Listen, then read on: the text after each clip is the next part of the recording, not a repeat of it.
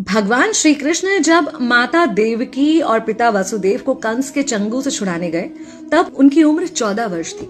उनकी माता ने उनसे पूछा कि बेटा तुम तो भगवान हो, तो तुम हमें पहले ही कंस के चंगुल से छुड़ा सकते थे, इतनी देर क्यों कर दी?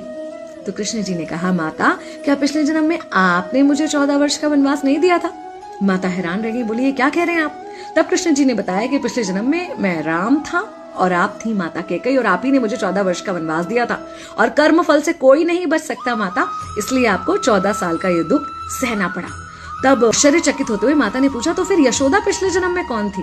कृष्ण जी ने बताया, वो थी माता कौशल्या, जो 14 साल तक अपने पुत्र से अलग रही थी। उन्होंने उस दुख को सहा था, इसलिए इस जन्म में 14 साल मैं उनके पास रहा और मेरे साथ रहने का माता और पुत्र के प्रेम का सुख उन्हें मिला।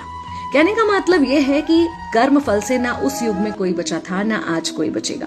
खुद भगवान भी कर्म फल से नहीं बच सकते, इसलिए अपने हर एक कर्म को बहुत सोच समझ कर कीजिए, क्योंकि जिसके भी खिलाफ आप कुछ गलत कर रहे हैं उससे आपकी शत्रुता कुछ समय या शायद एक जन्म की है, लेकिन उसके साथ कुछ गलत करके आप अपने कई जन्म बिगाड़ सकते हैं।